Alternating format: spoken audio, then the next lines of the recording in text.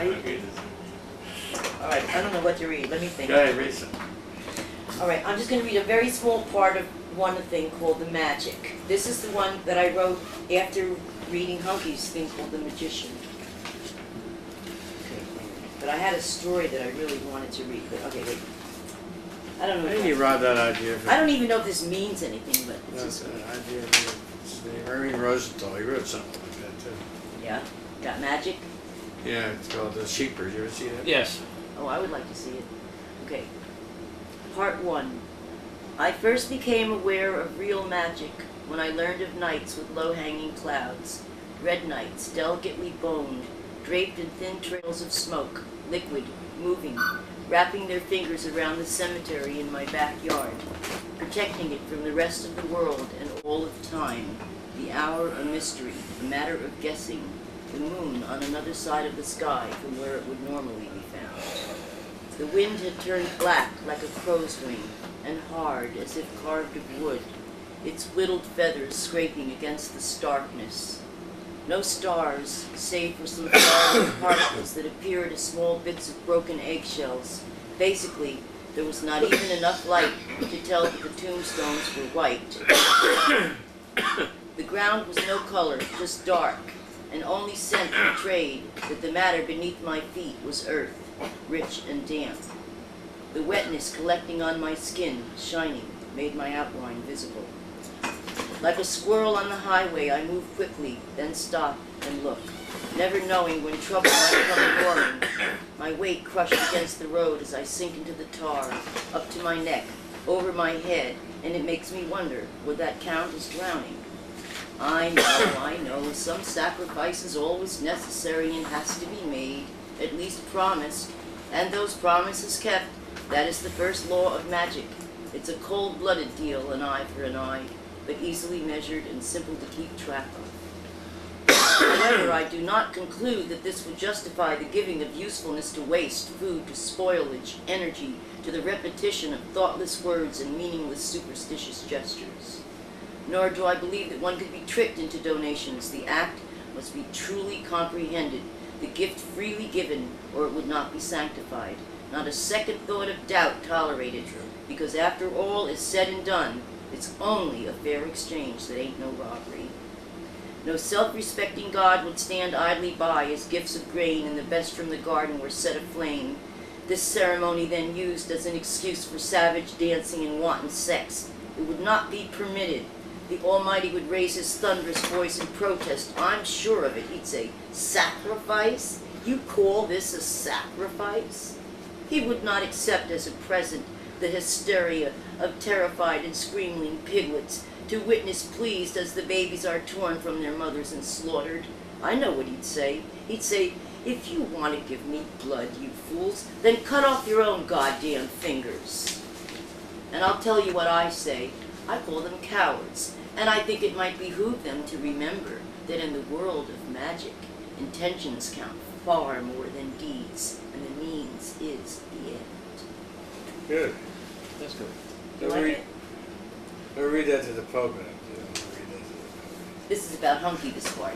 Oh, good. Well, not really. It is a little bit. Wait, let me read the part about Huncke. Let's see.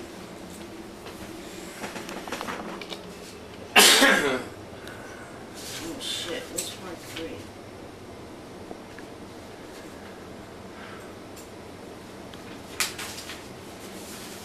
Here's one part. Had I been around when Huncke died, I would have taken his ashes and emptied them into a balloon, which I would have then filled with helium, and by clever manipulation I would have flown him like a kite over the exact spot we chose ahead of time, he and I would then, at the precise moment, shoot a dart, or perhaps we'd rig up something, but at the exact split millisecond I would pop the balloon, and Huncke's ashes would float.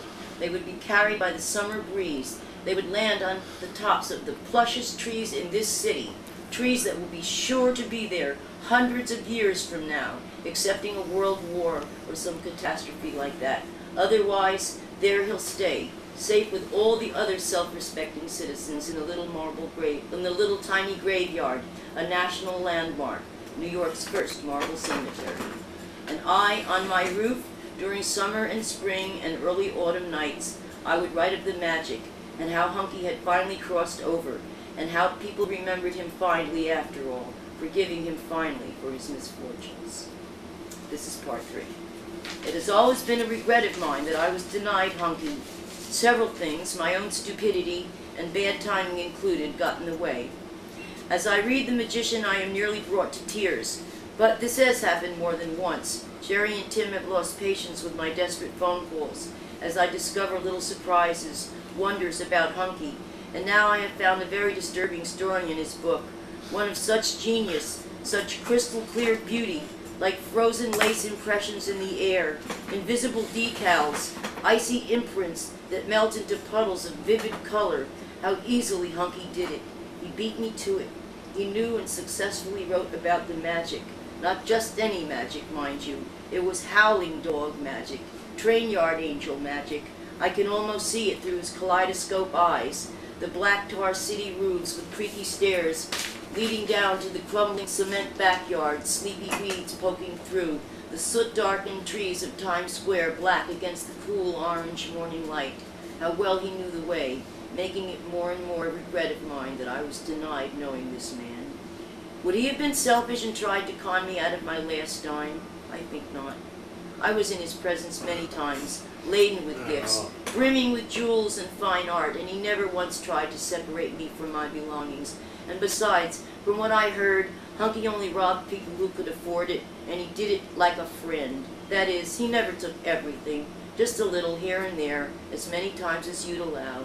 And what the hell is wrong with that anyway? You were his art patrons. All the other artists have them, and why, in fact, were any of the gifts he received called stolen? He never stole from me. It sounds like I'm kissing his ass. No. Maybe I am, but I just felt like doing it, so what can I tell you? I know, but I was with him at the time he was accused of this. I was with him. Yeah, that time when he made bleeding got tied up in Linda's house. He came to here and the door was open. He was sick.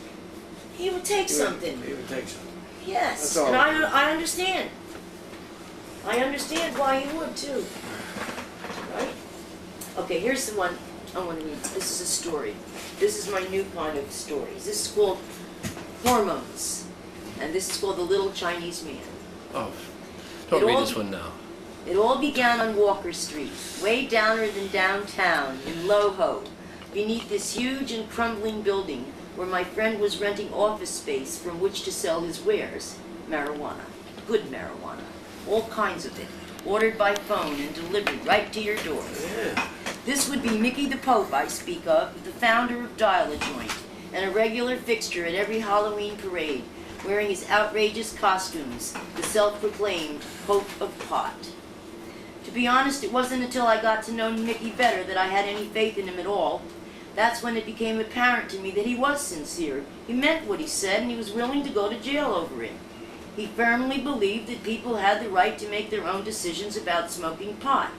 It wasn't just a bid for attention, nor was it a big front so he could seduce young boys, although if and when the opportunity presented itself, he wasn't known to turn it down.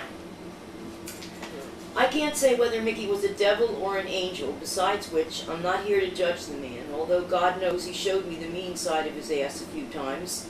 At one point, he drove me right out of business if you want to, he drove me out of business if you want to come right down to it, throwing his little din-din parties instead of paying his fucking bills on time. But this was months later that I speak of, and so there I was in Chinatown, beneath a huge and very ancient factory building, one that was filled to overcapacity with horrid sweatshops of every type. Down in the basement were about 30 cats, white cats, black and white cats, red cats, orange cats, calicos, brindles, blues, you name it, long hair, short hair, just cats and more cats all over the place. I became aware of their presence by accident. It happened when I pushed the wrong button in the elevator and found myself stranded at the bottom of the shaft. For some reason, once this old creaky vessel had landed in the basement, it decided to stop, just groaned, emitted one long tired fart, and that was it. It conked out. Frantically, I pushed the buttons. Take me to any floor. Just open the door. I even pushed what was supposed to be the alarm bell, but to no avail. I was growing concerned. It was dark down there, and I had no idea where I was in relation to the street or the exit, or any passageway, and I got scared. I grew concerned. What if there was a fire?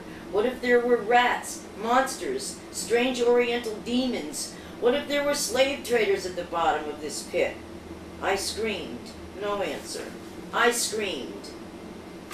Out of nowhere comes this Chinese man. His small white head appeared like a moon in the darkness, a look of concern on his face.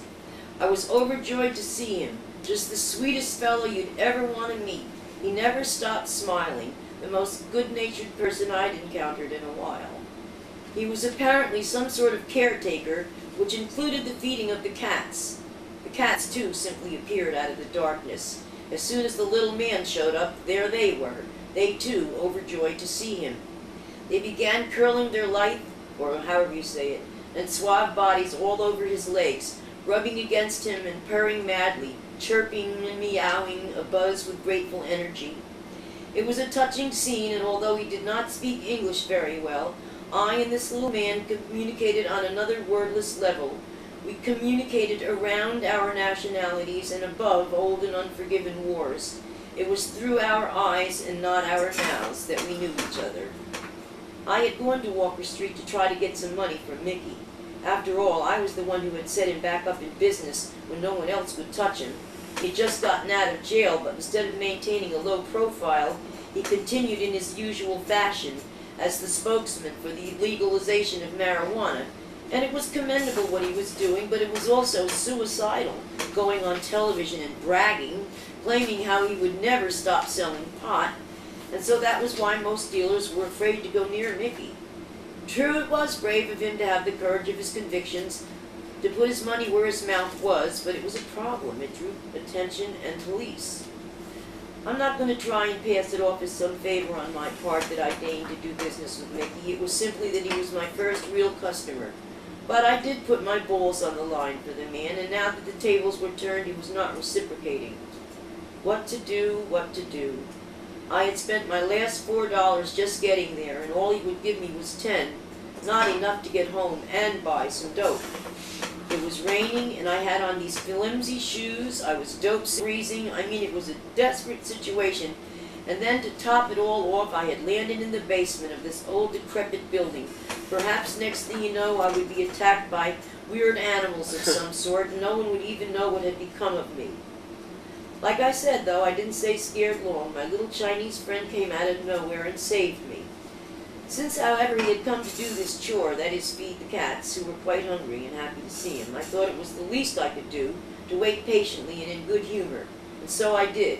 In fact, being a cat lover, before you know it, I too was showing them affection as they swarmed around. Now it just so happened, by some strange coincidence, I had a gelatin capsule filled with pure ground catnip. It had been given to me by a friend when I said I was sick. I was supposed to take it home and make a tea out of it, but I knew it wasn't going to do me any good anyway, so I instead opened it up and poured its contents out onto the cement floor. Within seconds, the cats went nuts, rolling, doing somersaults, rubbing their faces against anything, including each other. They just loved it. Apparently they had never encountered catnip, and they got as high as a person who's just inhaled the best cannabis indica, marijuana as green as 1,000 summers, pot with a lovely kind of high that makes you nearly hallucinate.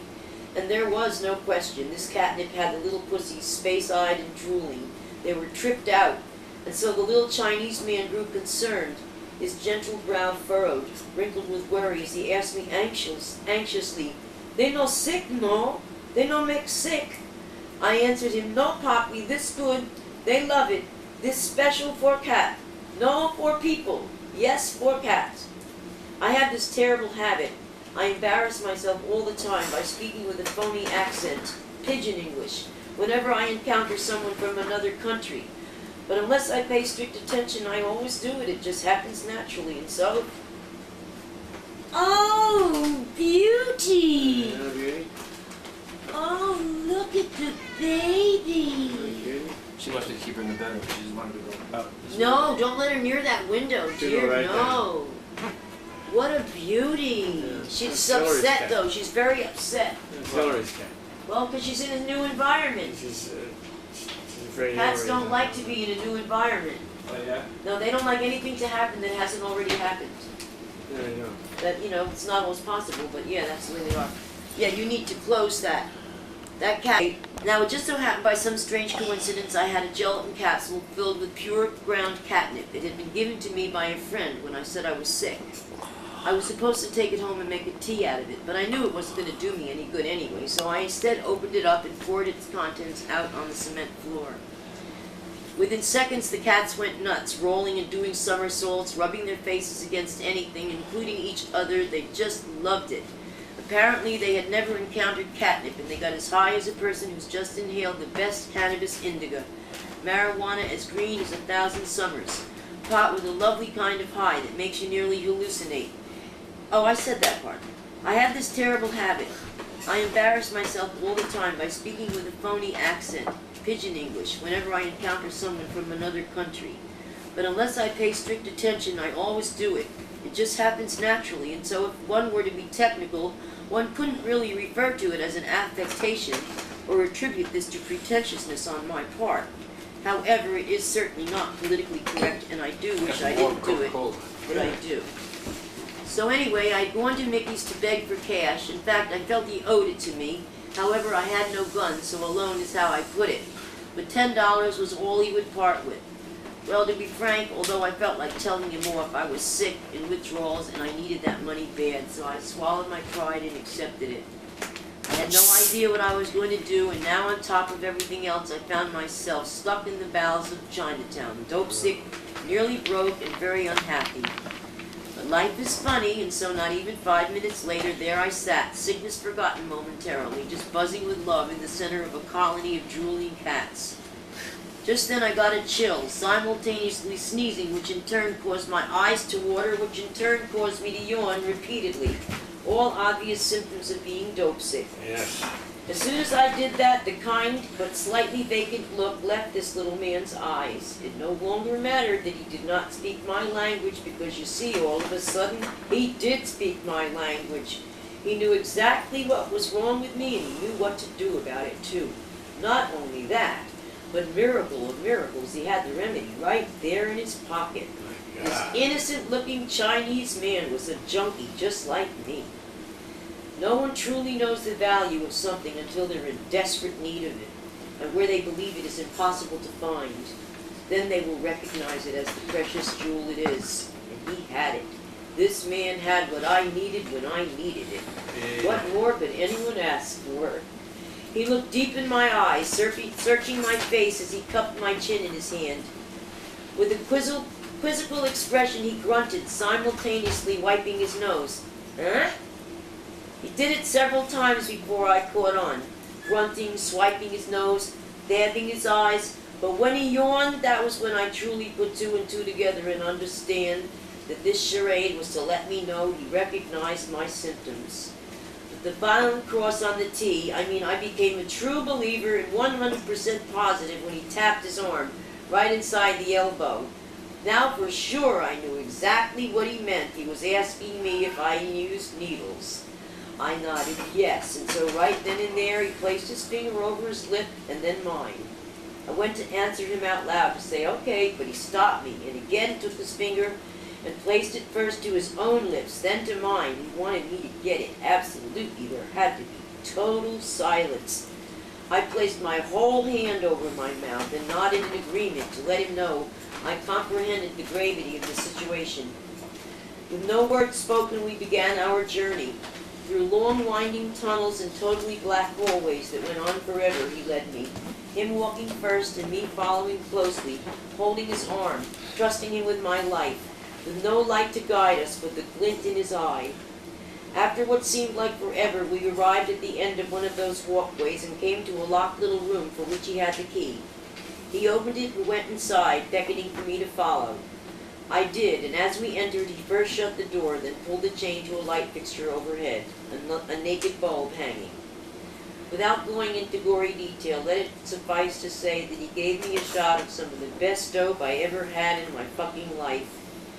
Instead of knocking me out, it pumped me full of sweet golden energy, not cut with sleeping pills or synthetics. This was heroin, white heroin, pure and good, and the sweetness flowed through my veins like thick hot honey.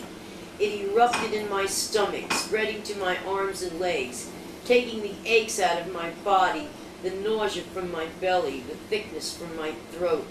Pain was gone, sweetness was here. I was literally bouncing with strength and power, and life was good, and I felt great. No words spoken, we came to a fair agreement. He wanted to fuck. He explained this by taking his two hands and clapping them gently together. And being an experienced hooker, I knew exactly what that stood for. I began to undress, as did he, and then while I bent over a chair, there was no bed, he proceeded to take his pleasure. He was gentle, he was quick, and his cock was tiny, one of the reasons most hookers dig Orientals, even though they aren't usually known for their affluence and or generosity. They're fair, they're easy, and never any problem. Besides, I was really in a good mood, beyond feeling pain, and filled with gratitude at this stroke of good luck. I did my best to show this little man a good time. I concentrated on putting out the best energy I could muster.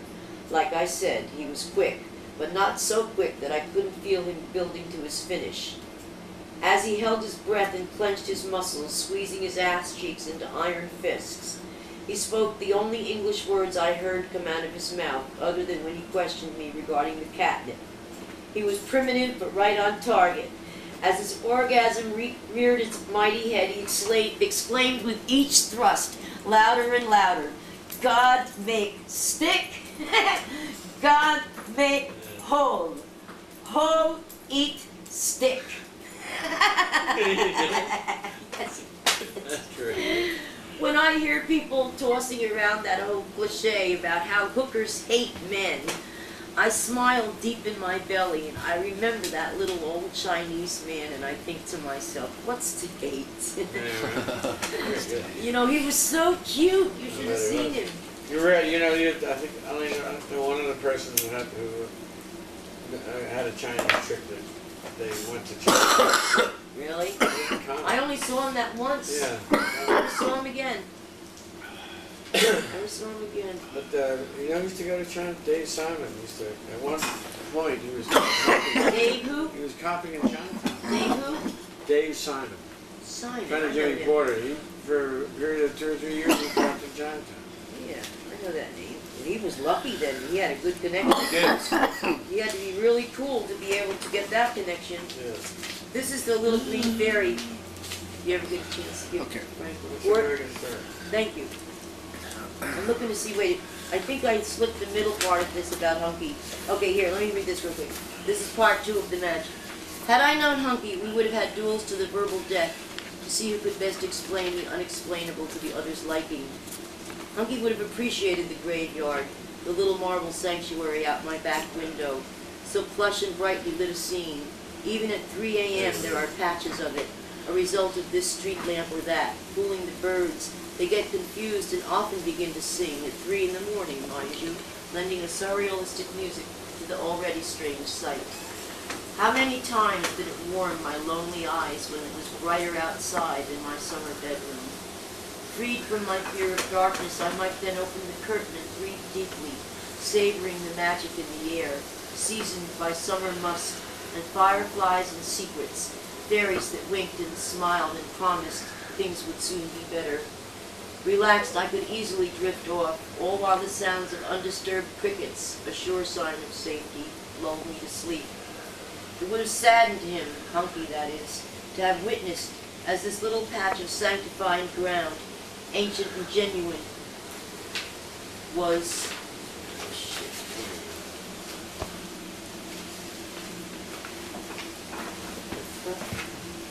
This thing is all screwed up. Was, you know what? I don't know. I lost it. What happened? It's there, so you're going to mix it here. Okay. I hate that shit. Wait a minute. Here it is. Okay. Okay. Now I lost the first part. Where the hell is it? Okay. I don't know where it is now. Where did it go? Call the police. Somebody called Micky. The close to the natural habitat as possible. But the ghosts in this cemetery, they are not as animals in a zoo. It is startling to them when people walking by steal lungs full of their garden's air, all while making comments like, "Oh, smell it, it's as if we're in the country." I want to cry out, "No, you mustn't. There's only so much of it. It's very special air, grown on the premises, specifically for its inhabitants. It's an ecologically balanced environment." If people would just leave them alone, they are totally self-reliant, these ghosts. And mind you, they are also dignified. Some of them were pillars of their communities. Why, one of the Rockefellers himself is buried there. And it appalls him and all the other spirits to see strange faces pressed up against the panes of their cemetery. True, they're invisible to the naked eye, but we magicians, that is Huncke and I, we know the windows are there. And then it leads into where I would put him in a balloon and stuff. I can't find out what I did with this fucking thing. Anyway, so what do you think, Jerry? Is my writing getting a little more, what's the word?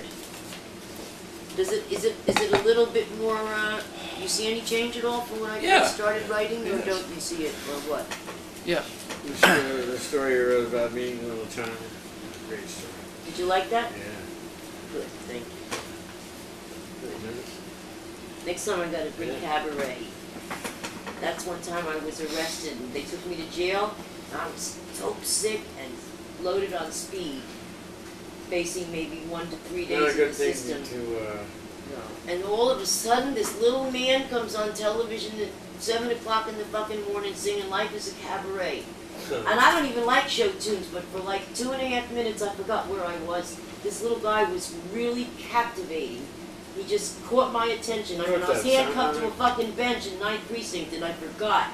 And then after he finished singing, he goes, "I told you I'd make you forget your troubles." And bam, I came back to reality. But